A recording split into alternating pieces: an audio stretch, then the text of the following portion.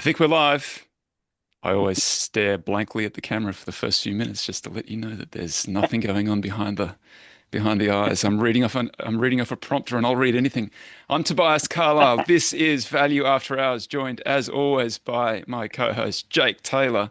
Our special guest today is Bogumil Baranowski of Blue Infinitus Capital, host of the podcast with perhaps the greatest name ever, Talking Billions. How are you, Bogumil? Welcome. Very well. Very excited to be here. Just tell us a little bit about your investment philosophy and your journey to setting up Blue Infinitus. Wow. A simple, easy question That's to it. start with. We'll Yeah. see you at the end. Where do I start? I manage money for families, long-term patient capital, and I've been doing it for 20 years. I discovered investing when I was an exchange student in Brussels. I was born in Poland, went to schools around Europe. I was in Brussels at some point, and I picked up a book by Peter Lynch, One Up on Wall Street, and I studied business, economics, political science at the time, but that book really opened my eyes to a whole new world. And I found investing just a fascinating intellectual puzzle, something that I could figure out. And it's not that I thought I'm going to beat the market, outperform, and become the richest person in the world. I thought this is worth paying attention to. This is something that I want to spend time understanding. I came to New York, I joined a firm, and I was very fortunate that firm was focused on a certain subgroup of clientele that had money for many generations. And I realized that if you want to be a long term patient investor, you have to have clients that are on the same time horizon. I call it the infinite time horizon. And I grew to appreciate the people behind the portfolios. Two decades later, I was trying to figure out what's the best vehicle for me to continue to do it for the rest of my life. I feel very young, but I am 45. And I'm thinking about the folks in their 80s tell me that I'm just getting started. So it depends on that perspective. But I was thinking about the second half of my career, the two-thirds ahead of me. And I set up Blue Infinitas to serve a few families and open it up to new business for other families that are on the same page and continue to do what I love, which is investing and spending time with clients. So here we are. How would you describe your investment philosophy? Are you a value guy? How would you describe it? I love the labels, as you can imagine. I call myself a, if you really corner me, I'm going to say I'm a value buyer, but a growth holder. I want a deal when I go in, mostly because, of course, it improves the returns if you're right. But if I'm wrong and I paid half of what I think something is worth, there's a lot of room for me to get out without too much damage. That's how I look at it. And I always go in thinking, what if I'm wrong? Can I afford it? And I think a lot of people get into investing because they have this urge to be right. I think it's a dangerous place to be. So I want to get a deal up front. And even if you look at the largest and most successful companies out there, if you look at the last decade or two, there's so many windows where these stocks were down, 40, 50%. And we forget it. But I was in rooms with people that were convinced that among the top Magnificent Seven, all of them, they had really convincing reasons why these companies will never grow again. Whether there was a switch to mobile at some point and new competition, all of those things. And people were convinced that these things are done, and they're multi-trillion-dollar companies today. I was in rooms when really smart people were very close to convincing me that these companies are done. So I owned some of them and many others over the years, but I go through this realization that I met enough people that told me they bought the right thing at the right time, even at the right price, but they were not in a position to hold these holdings long enough. And I think that's where you really create value. That's why I call myself, a growth holder, because once I bought it right, it really takes me a lot to sell. So that's the philosophy in a nutshell. What sort of begs the question a little bit? What does it take to sell? It has to be pushed out by a better idea. I used to be much more sensitive on the valuation side, and I dropped the idea of a price target. I worked with a lot of people at different points in time that were set on a price target. I think a price target gives you a false sense of precision that you know that this is a $50 stock. And you have a huge dilemma when you reach the $50 because what are you going to do next? Like this could be $100 stock, right? And it could be $150 stock. And I think psychologically it's very hard. So I have no price targets. If something makes sense, I'll keep on holding it. I'm writing a piece now where I'm exploring the situation when I've owned something for, 10, 12 years. And at some point it becomes part of some short-lived euphoria. And it clearly gets inflated by the market. And I have a huge dilemma here because I could sell it. I mean, I have all the reasons to sell it because I feel like this valuation will not hold or the stock will take a lot of time to grow into this valuation. But what do I do next? There are tax consequences for a lot of clients. That's one thing that makes me slow down. And second, going back to an idea, I think it's this untold secret or truth in investing. It's very hard for a lot of people, including me, to go back to an idea. So I'd rather just wait it out and see a dead money period or even a drawdown in a holding.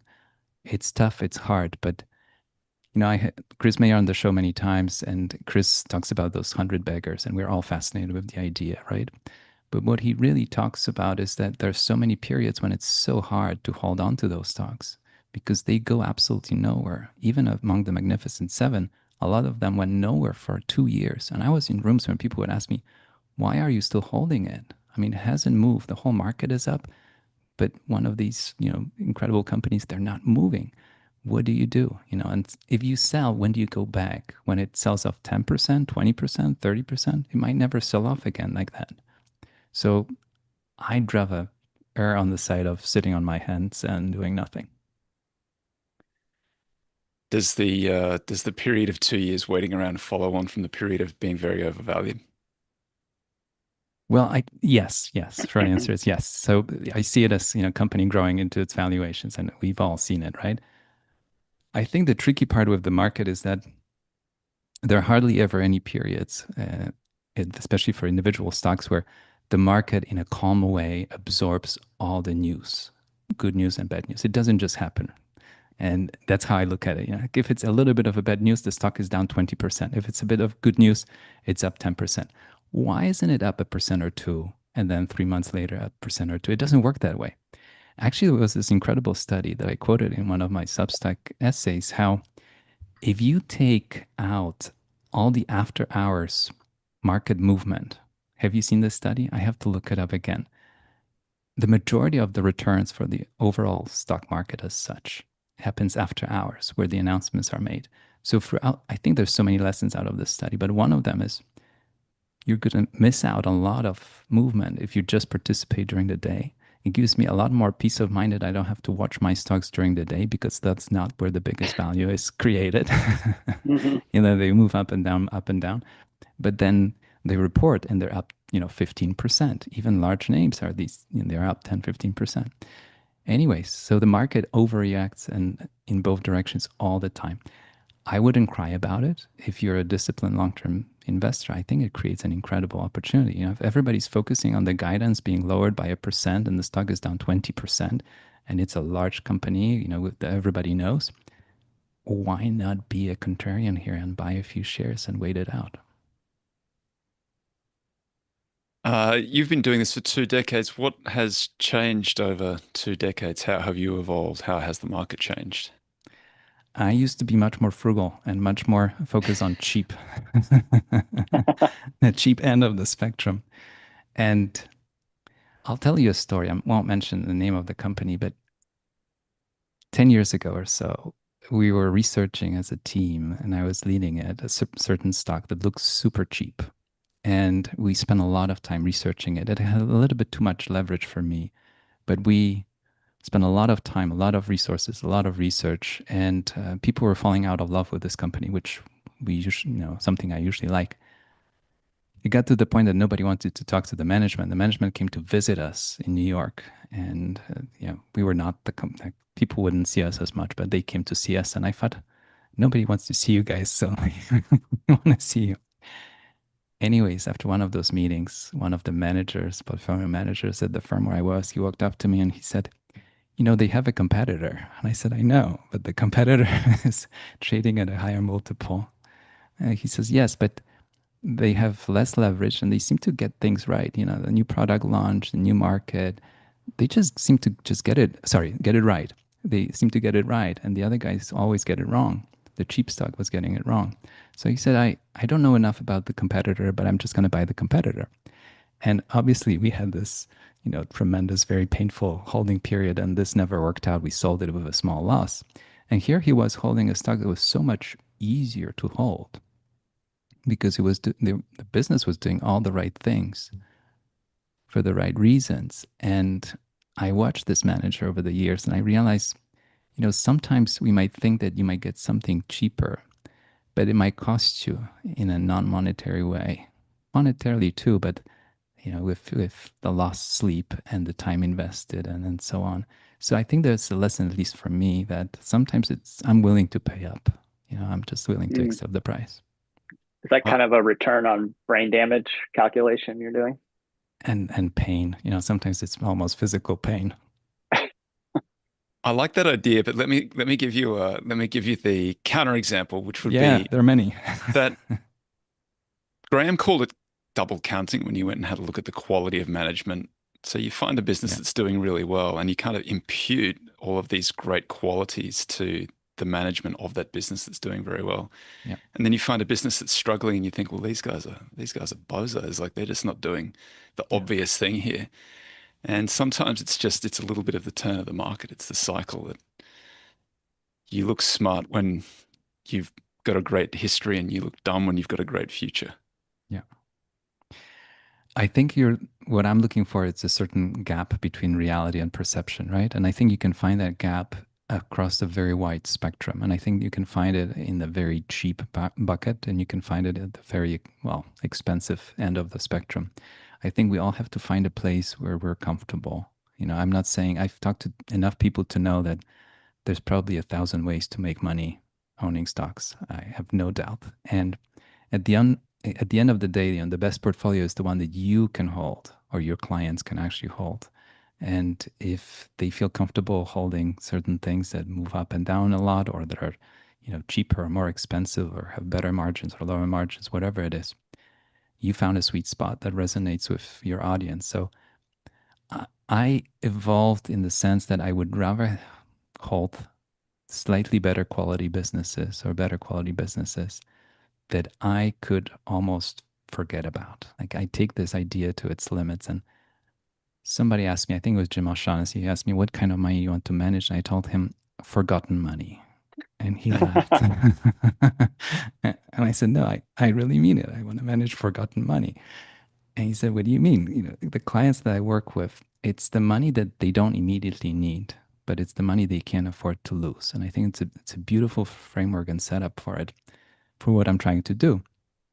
If you have money on the side that you need for the house, the car, the college for the kids, it's not the money that you can really invest. I think we're not as open and honest about it. That's not really investable capital in the sense that I see investable capital. The capital that I managed, it gives people a huge peace of mind that it's there, but it's not part of the daily equation that that's the money they have to dip into to make this payment or that payment. But within that forgotten money framework, I'd like to have forgotten stocks. I'd like to have stocks that I could just forget about. If I forget about them and not check on them for 6 months or a year or maybe five, will they be more or less okay? Like that's how I look at it. And it's a huge test. And I've owned stocks that I had to watch, like really, really watch quarter to quarter. How much worse is this getting? And I'm not gonna get that, time, effort, attention back. And I don't think I was compensated proportionately in terms of the investment return for what I was trying to do. Yeah, that's certainly been true for cyclicals for a very extended period of time. That sort of buy and sell Yeah. necessary for cyclicals. It's definitely a buy and hold, never sell type market for the things that have won, which is the Mag 7 and so on. You talk about compounding wisdom as Yeah. much as compounding capital. What do you mean by that, and how do you go about doing it?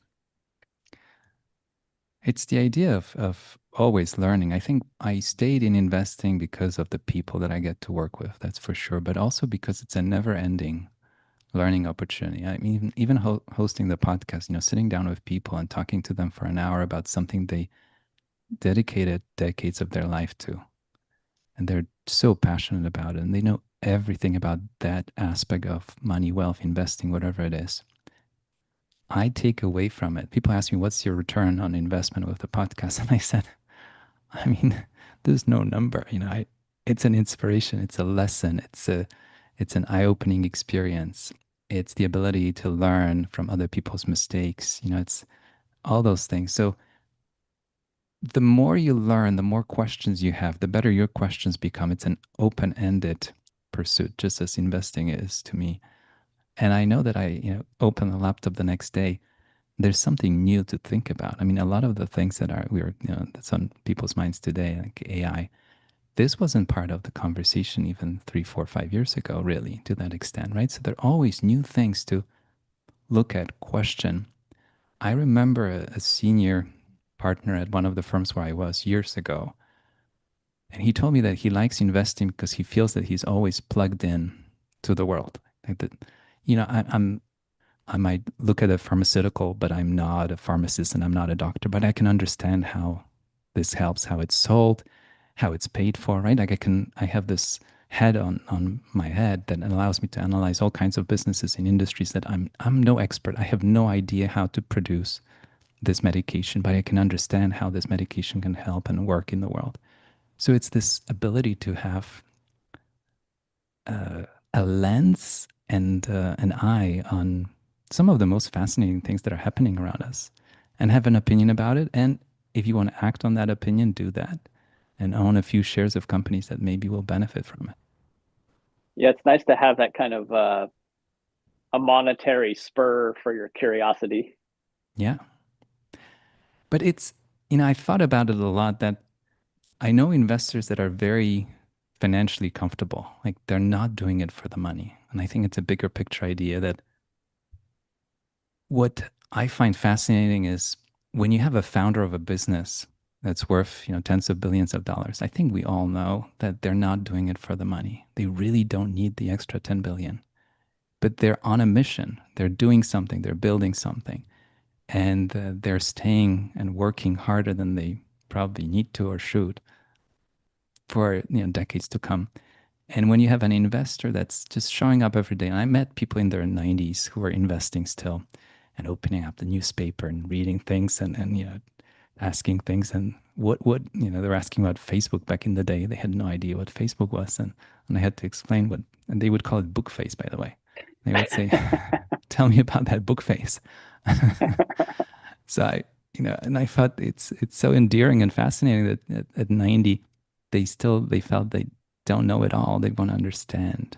So is this like a newspaper? Is it like a radio? What is that book face? And I would sit down with them and as much as I could explain, I tried to explain.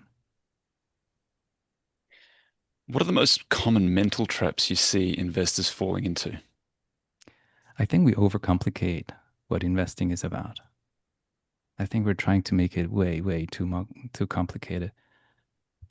To me, the idea is very simple. I'm not saying it's easy to do, but some of us are in a position to be investors. We have some capital that became available to us. And what's one of the traps, I think, for value investors, that we are frugal.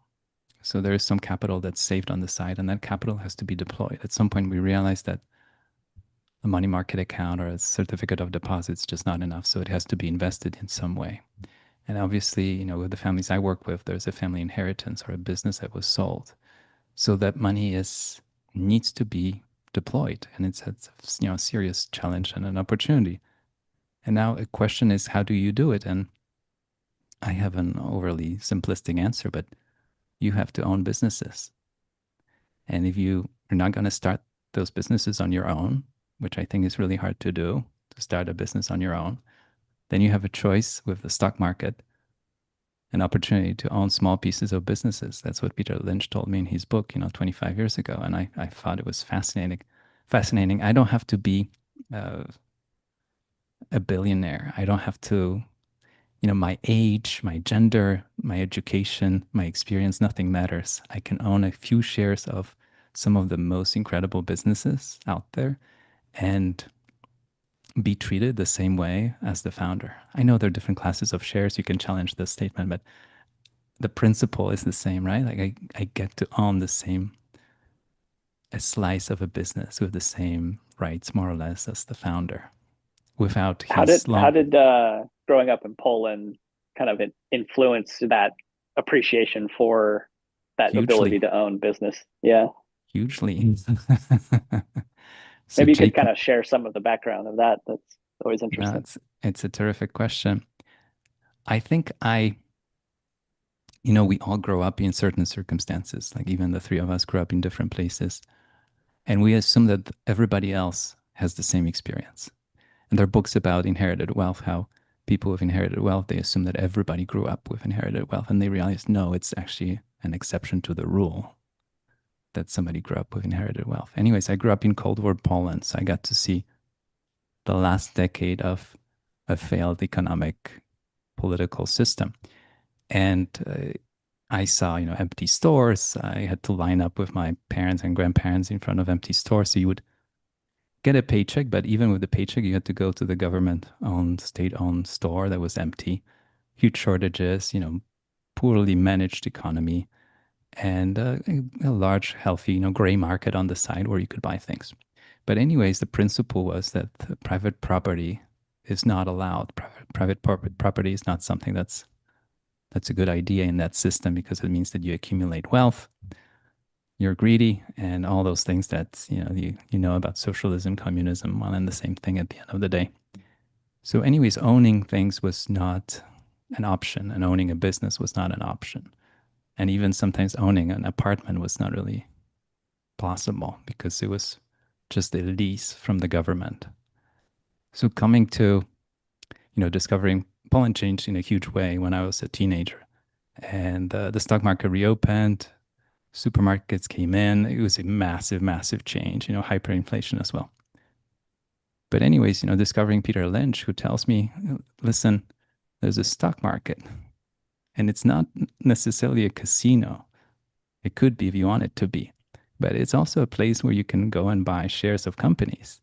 It just blew my mind. Like, what do you mean? I have $100 and I can have, 2 shares of this, 1 share of that, and become a shareholder?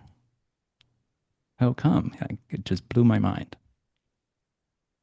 I can own Pol Coke or Nike or Poland has He, become one of the world's great success stories over the last, well, since it opened up, and that's often used to contrast with other countries that have gone the other way. yeah. What's that experience like, knowing some of the people presumably who've lived through it, and what is that like?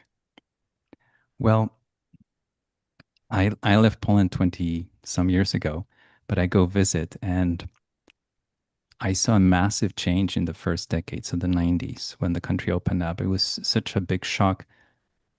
I think that we're trying to label things, and Poland was, labeled an emerging market for a period of time. I think the idea is that the country was absolutely frozen. It's not that it was not capable of growing or delivering value. It was just stuck.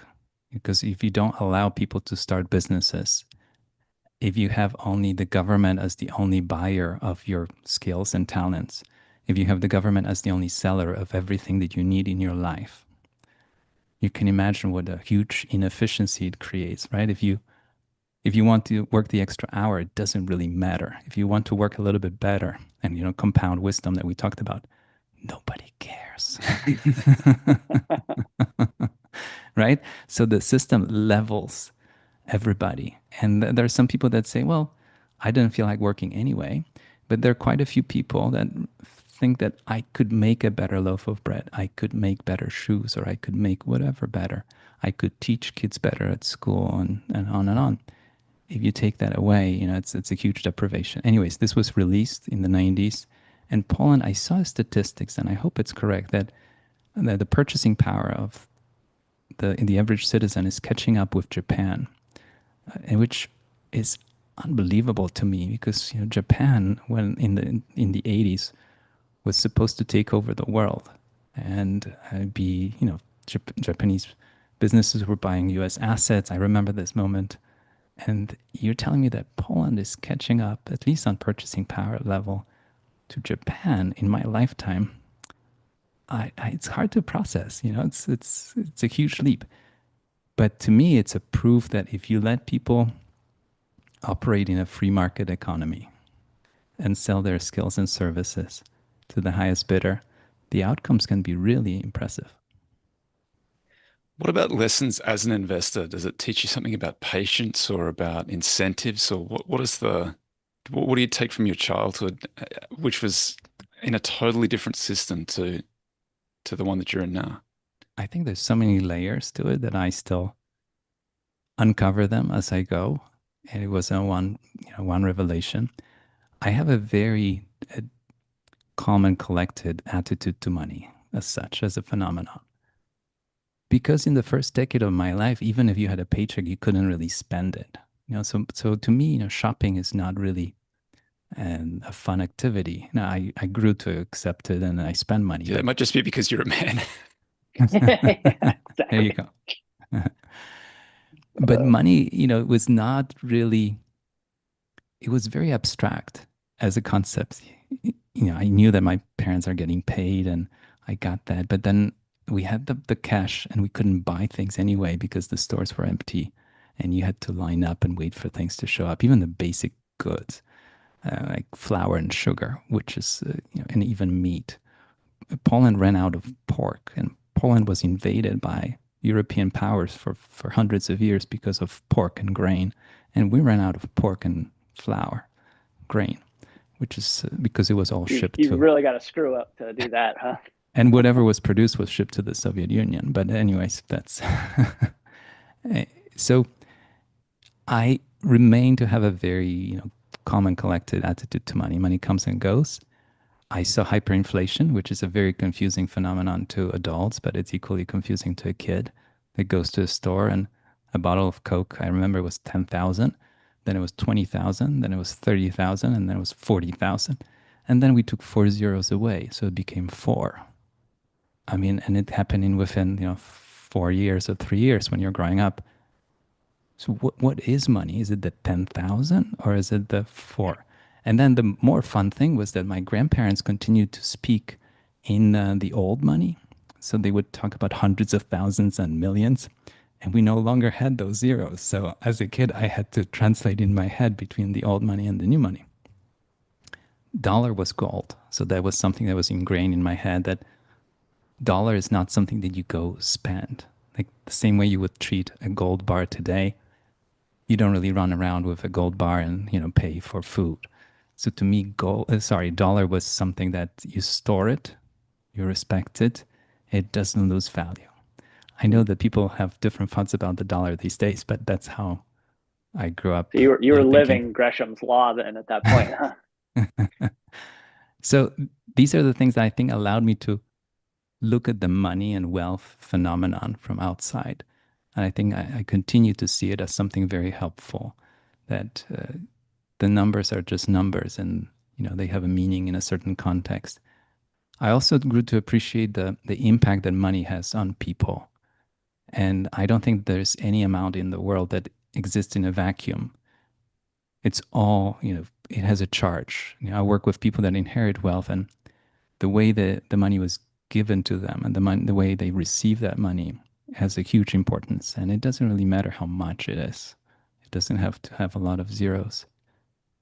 But the emotional charge around it. I think in the investment profession, we're granted this huge responsibility for a very intimate experience.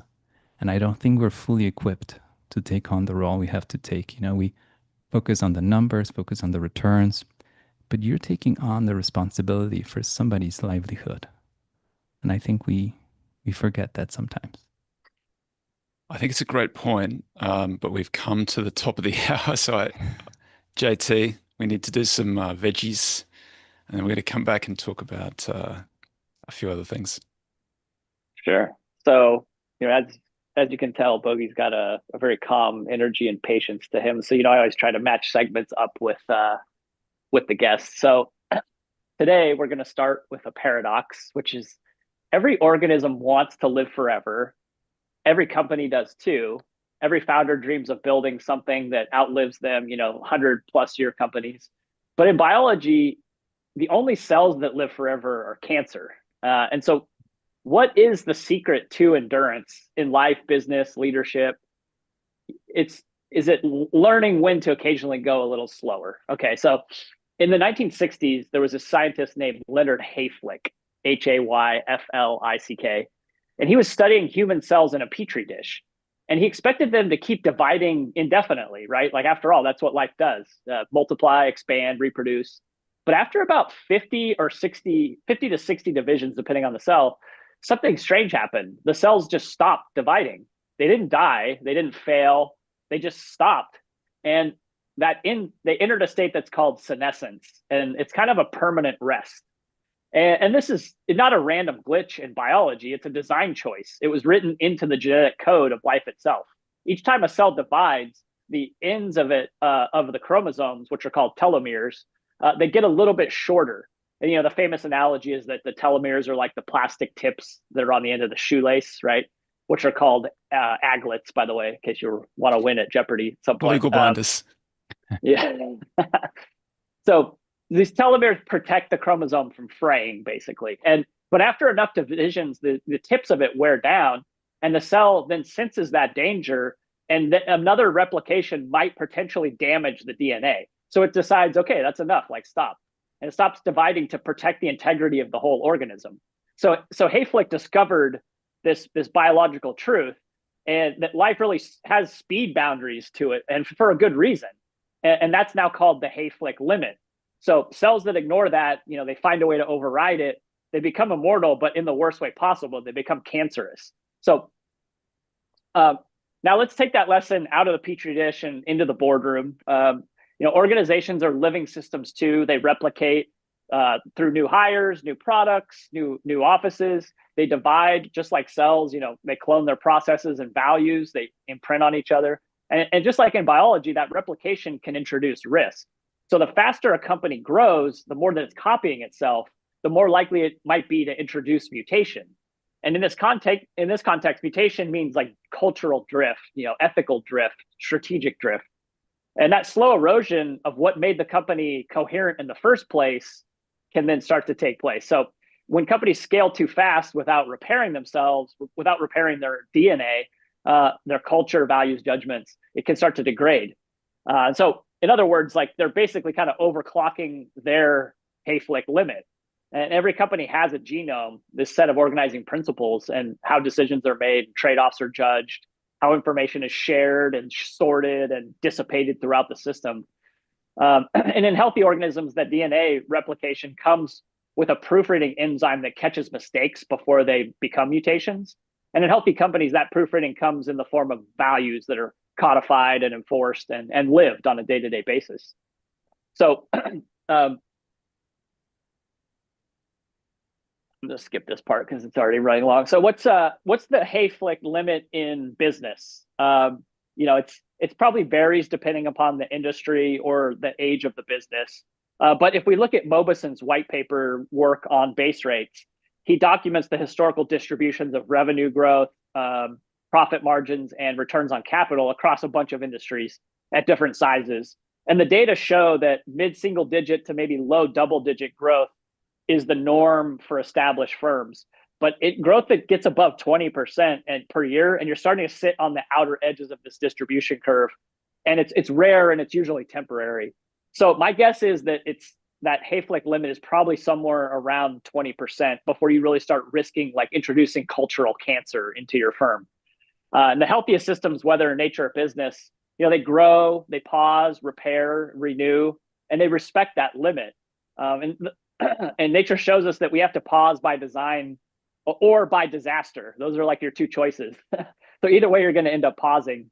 I was, just to make this a little more personal, I was fortunate enough, my family got to spend time a month with Bogey and his wife Megan in the Dominican Republic during COVID, and that he really had an incredible amount of patience and ease with the whole like COVID situation and really everything in life in general. And so I thought it might be fun Bogey, for you to share, like, think about that analogy a little bit about you moving from New York City to the Dominican Republic and kind of what that meant for your own personal pausing and repairing. Wow. I mean, I love the story. It got me thinking about many different things.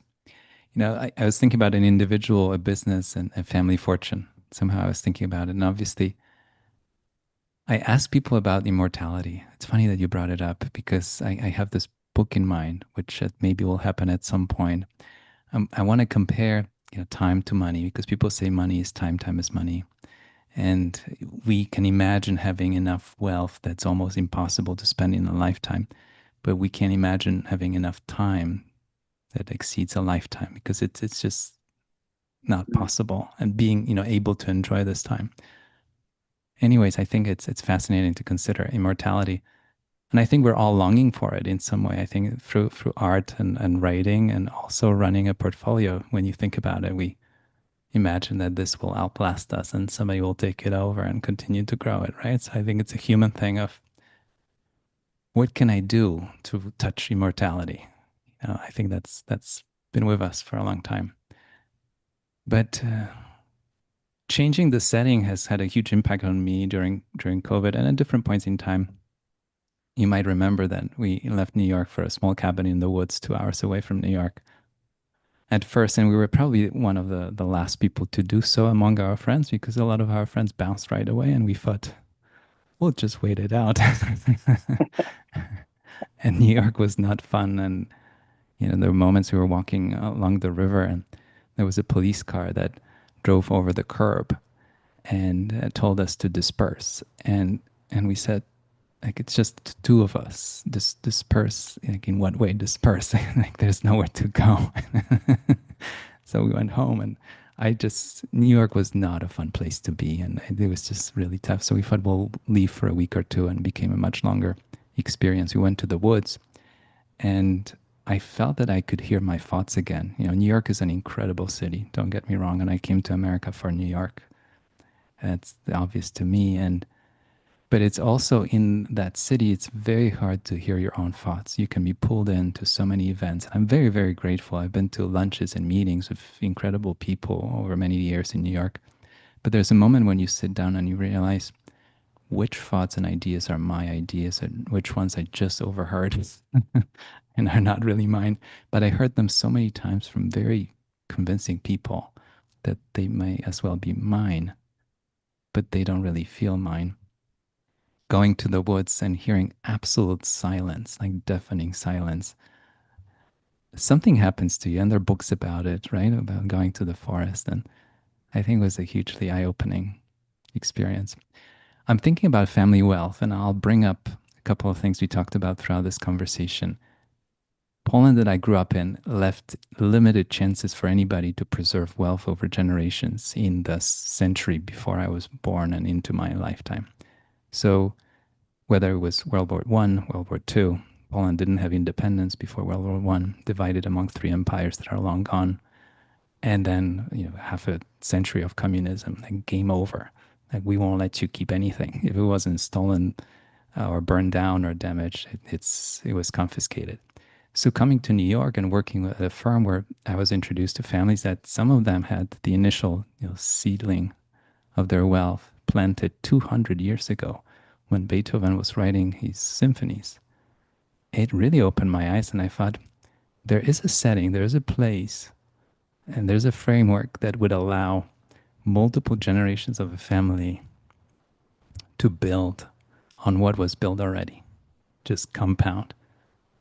And not compound over a lifetime, which is already very impressive, but compound over a generation after generation after generation. A lot of challenges on the way. Don't get me wrong; it wasn't a straight line for any of those families, but there was a certain framework that allowed them to continue. And it was as much, financial in terms of investing and participating in the success of the businesses as it was family communication, keeping peace, cooperating, collaborating, and being a family unit, which is as hard as investing itself. But it opened my eyes. So in terms of immortality, I think when people think about their legacy, I think it's an attempt to attach that kind of immortal experience? Can what I created in this lifetime be that shadow under the tree for the generations to come? Let me go around the horn and then have some more questions on durability for you. Tomball, Texas, Tampa, Winter Park, Florida, Lausanne, Switzerland, Tallahassee, Boise. What's up? Thanks for spelling it out. Hamburg, Germany, Mumbai, Toronto, Bellevue, Oregon City, Jupiter, Florida. You've won.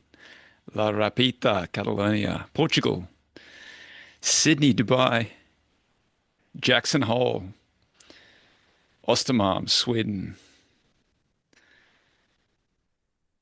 Thanks, team. That's a good spread. Uh, Listening to the story about Poland just made me, it's unusual I don't know many people who've sort of lived through a revolution and then gone from a communist, socialist world to a capitalist world.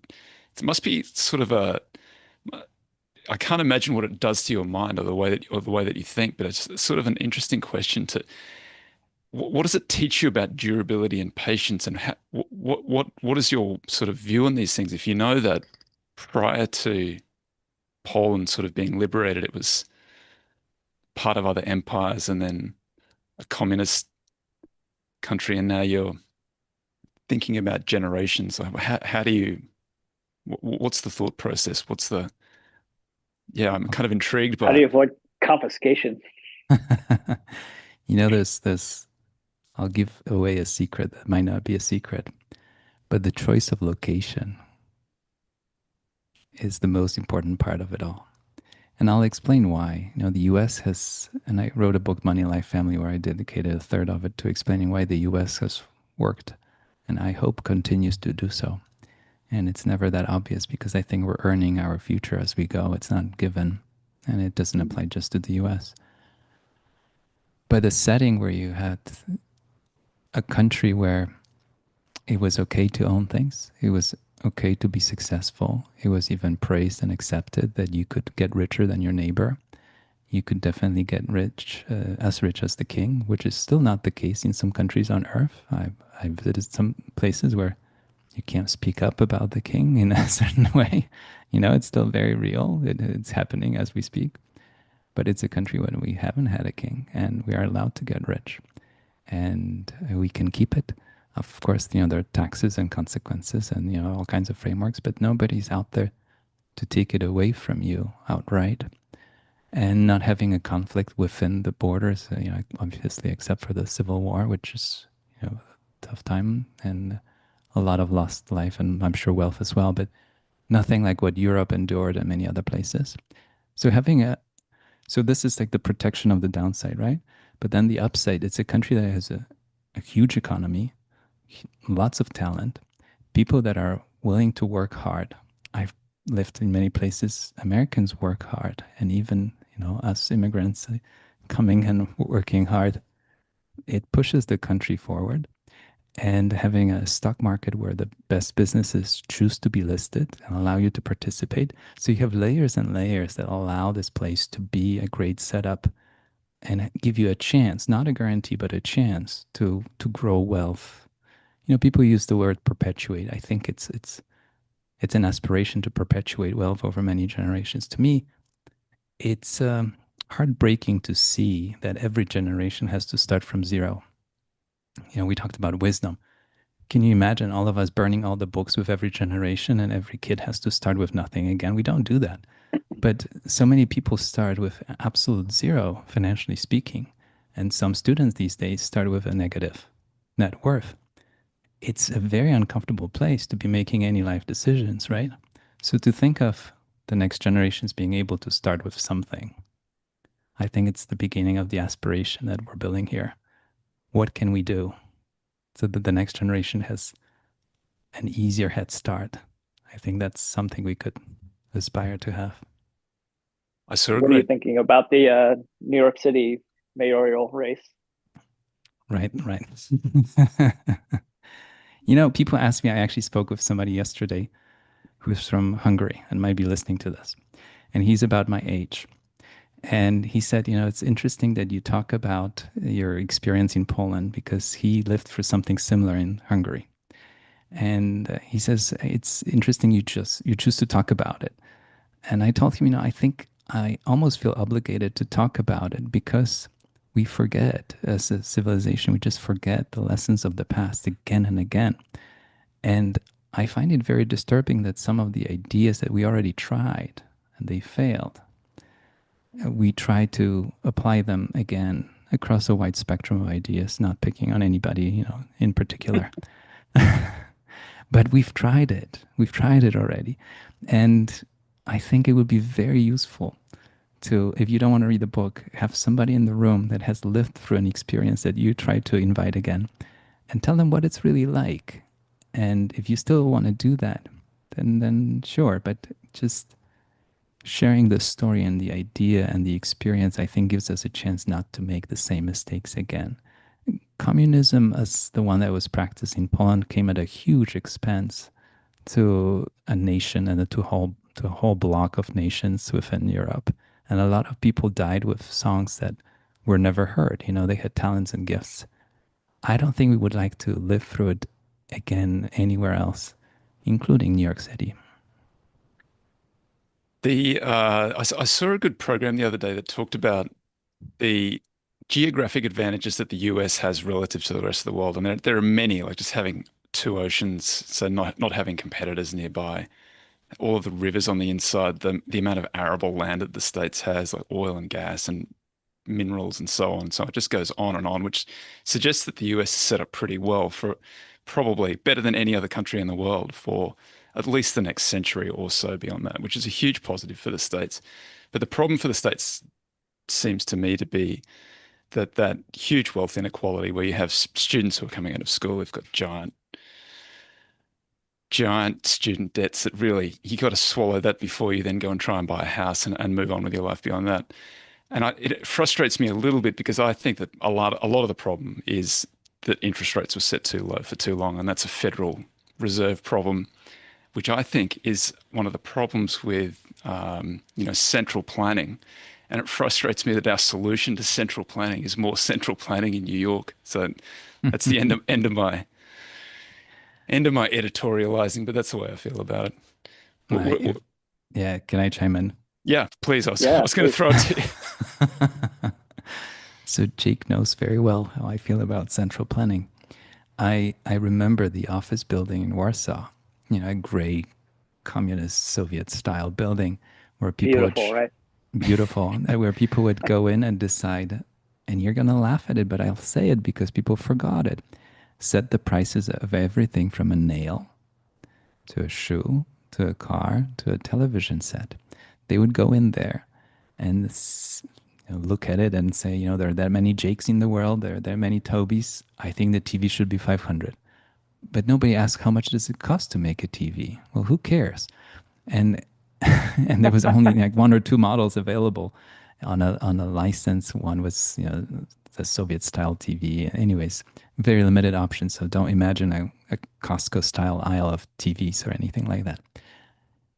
And I remember, and I'll bring it up. I don't know how much time we have, but I was in Brussels in that bookstore where I found Peter Lynch's book, and there was a book about the chairman of the Fed, Alan Greenspan. And I picked up that book, and on the floor, on the carpet, I started reading it. And he said how he is counting the train cars and trying to guess what the interest rate should be. And I'm reading this book and I'm This is thinking, foolish. wow, this sounds really familiar because I remember a building in Warsaw where guys go in and decide how many shoes Jakes of the world need and how many TVs Tobys of the world will buy, and then we'll set the price. How different is that than some group of people gets together and decide that the cost of money is this or that? How come they know? If you and I think we can agree, I have no idea how much a pair of Nikes should sell for. I have no idea. We're trying to figure it out, how much people will pay, how much it costs. There might be tariffs or no tariffs. It's a moving target. There's no official that can say a Nike shoe should cost this much. How come we think that we have some God given power to set the interest rates. I know it's very hard to give up. It's an immense framework and power over the markets, and it can be used. Allegedly, it's not a political force in most of the countries that have a central bank. People can read about the history of central banks, and people can be reminded there were times when we had no central banks and the economies worked somehow. And I don't think central banks belong in the future. I actually wrote a chapter in Money Life Family, The Elephant in the Room, about what you just brought up, Toby, about low interest rates. I personally don't think that we'll have central banks the way we have today in a couple of decades. I think the model is just not, it doesn't belong. Do you think we route around it with crypto, or do you think it just we sort of wake up to the problem? Because I don't think the second thing's going to happen. I think it's too abstract for the average person. The average person has no idea what the Federal Reserve is or what it does. No, and I think most of us don't really know. And I'm still trying to understand how this, it's a much more complicated system than we all think. The Federal Reserve and how money is created and fractional reserve banking, a lot of things that I'm throwing out here that are each and everyone should be a lecture of hours and hours of explaining how the system actually works. There's too much going on. The point is you can turn it up and turn it down depending on how you think the economy should be operating. That's basically in a simple, if you feel like the economy is slowing down, you cut the rates. If the economy is overheating, you cut them in very, very basic terms. I think at the end of the day, we will be making things and providing services and goods. I don't know in which currency we will exchange those things. I've seen Poland, where I grew up, switch between currencies, and I've seen multiple currencies functioning at the same time, right? So you would buy tomatoes and cucumbers with the local currency, but you would buy a car with dollars. And there are countries in the world today where some things are priced in dollars. You can buy a lot of goods, everyday goods with local currency, but if you want to sell an apartment, it's going to be in euros or dollars, right? So it exists still today.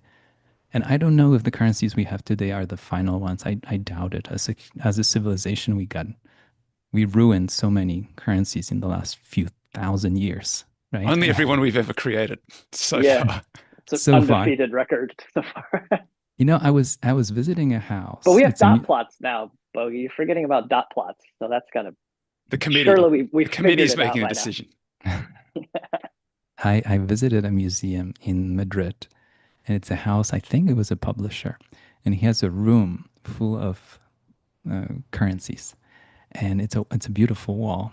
And all the money he was collecting was some sort of metal. All the paper money is gone, and it was silver and gold coins from around the world that he was collecting. And I think that room reminded me yet again that we say paper money, but that paper money means something different these days because most of it's an electronic Digital. ledger. We don't, yeah, it's digital. But the paper money that's not backed by anything, it's built in a way that allows us to inflate our way out of a problem again and again. And the Greeks have done it, the Romans have done it, and everybody in between. The Chinese have done it, centuries ago, many times, and we're doing it again. The moment that we end up on the other side of it is very disruptive, and it's like an unfair disruption because it's going to be really random, the same way hyperinflation in Poland, the outcome was very random. It's not like you had people that were so prepared for it. Nobody was really prepared for it. You might end up on the right or the wrong side of it. Again, going back to what I talked about, what can I do to be the least wrong? And my conviction is that if I own a collection of businesses that are doing something that people want, they can price it at a level that allows them to make money, and they continue to grow and improve. And it's not a set in stone portfolio of companies. They will change. That's the best place that I can imagine for a family fortune to survive any of systemic shocks of that kind. Well, does that mean international as well, outside the US? Well, yes and no. I think it's a whole separate topic because in the US we have an incredible, large liquid market with incredible protections, incredible disclosure. I haven't seen other markets except for very small that match what the US offers. And the other side to it is a lot of the companies I have in mind, they have a lot of the business outside of the US. They have more than half of the profits outside of the US, right? So even if I limit myself, so to speak, just to well-established US companies, just to make it super simple, half of your profits are not from the US anyway. I actually was going to write a piece that I put aside. What is an American company? What would you call an American company? Because I think we're all a little bit lost with the terminology these days. I would say the head office is domiciled here. That's about all. But then you have companies that were started outside of the US and they're as American as any American company because they moved their headquarters to the US, they got listed in the US, and they have most of their customers in the US, right? And then you say, no, it's actually a European or it's actually an Asian company, whatever. I think it's not that. If you are operating under the protection and the level of disclosure and the level of liquidity that the US market offers, I think it's a good place to be. I spent half of my life in Europe, so I looked at a lot of European companies and I visited many countries, visiting companies too. And it's very, very hard. The hurdle for me is very, very high if I want to invest globally. So that's, yeah, a separate topic. But I wish, to be honest with you, I wish I could say that it's very easy to build a portfolio of international stocks that match the US level of shareholder friendliness and on and on and on. It's not as easy, at least to me, but I'd be happy if somebody wants to prove me wrong. Uh, my concern with someone like Mamdani winning the New York mayoral election is not so much that I think he probably wins, and I think that nothing ever changes really. The US has had Bill de Blasio, New York's had Bill de Blasio and other guys who are like equivalent kind of, maybe the rhetoric isn't as obvious or as strident, but they're sort of comparable kind of plans to govern. And likely nothing happens really. There's like small changes, but it'll continue on as it's always continued on. But it does sort of make it a little bit more acceptable for it to roll out across the rest of the US, which is one of the concerns that I have. At some point, it's conceivable that you don't want to have all of your allocation in the States. But then the question becomes, where do you then allocate? I mean, China's looking very, its markets are looking pretty capitalistic these days. I think there's some real bare knuckle capitalism going on in their stock market. I don't know about the political situation, but you're not just out of an abundance of caution considering sort of distributing the domiciles or the. I that's a good question. So what allows me to sleep well at night is that the stocks that I own, half of the profits are overseas, but they're from the US perspective, the US shareholder friendly mindset. If I look outside, I have a hard time getting comfortable with the location. I think I would rather have, and I've seen it happen even with my stocks, a company have a write-off because they picked the wrong location for a part of their business. I remember, and let's call out a name, Colgate. I remember $1 billion write-off for their Venezuelan operations, and it's public. Everybody knows about it. You can look it up. No recommendation of any kind. But I remember it, and it was eye-opening. Well, if you have a minute, I'll tell you, but I was traveling around South America before that happened. And I was in Brazil, and Brazilian companies were buying up assets in Venezuela. And they were telling me how they understand the continent and they're not as, exposed to whatever happens in Venezuela because they're also, they understand Venezuelans. Well, I guess they were wrong because Venezuela went really far with what they wanted to do. I know a lot of Venezuelans that left Venezuela since and are in Florida and Dominican Republic and many other places. I'm sure they're in California too. And they're smart, bright people, and they realize this is not the place. Anyways, long story short, if you can find other places on Earth where you feel like you will get to keep what you own, and it can flourish also, right? So the downside and the upside, then more power to you. What if it's Poland after all these decades? Politically, it's Full right. circle. Yeah, Yeah. sensitive topic. Well, we're sitting here in late 2025, and there is an ongoing multi-year conflict right across the border. Mm. I'll add to you, and I'll add here for your benefit, some of the drones that fell in Poland. They fell in villages where I know those villages. They're not far from some members of my family that live there. So Poland has always been we talked about location. You talked about the US having this huge advantage. Poland has a terrible location. There's nothing that can really change that. It's a terrible location. There are mountains in the south, but the neighbors in the south are very friendly. But there are no mountains and no big rivers on both sides. It's very easy to roll the tanks, and it's been done. If Mm. not the horses, then the tanks. Anyways, I hope the conflict dissipates, goes away, and we're all at peace. But there's always the fear that the location is still not great. Poland had an incredible run, and I certainly hope that we're done redoing the past. But you bring up New York, I feel like somehow humanity is just bound to make the same mistakes. Yeah. I really hope that Poland is done taking the beating here in the region, because it's been an incredible run and probably the longest peaceful growth period for Poland in recorded history. There were different 20 or 30-year periods that I remember from history books, but this is a remarkable, and I'm not saying it to test the luck here of anything. It's just something to admire, and I hope that a permanent solution is found for peace in the region, because we're not done yet. Well, I guess you can always change your leaders, but it's hard to change your demographics or your geography. Yes, the location. Bogumil, we're coming up on time. Yeah. If folks want to follow along with what you're doing or get in contact with you, what's the best way of doing that? Find me on Substack, just my first name, last name, Bogumil Baranowski, and everything I post, it's there these days. So find me there. And write to me. I answer all emails. I have fun reading people's emails. People share incredible stories with me, and I'm always moved by what's on people's mind after reading or listening to whatever they come across. So thank you for writing, and please keep writing. The podcast is Talking Billions. The firm is Blue Infinitus. Bogumil Baranowski, thanks very much. JT, any final words?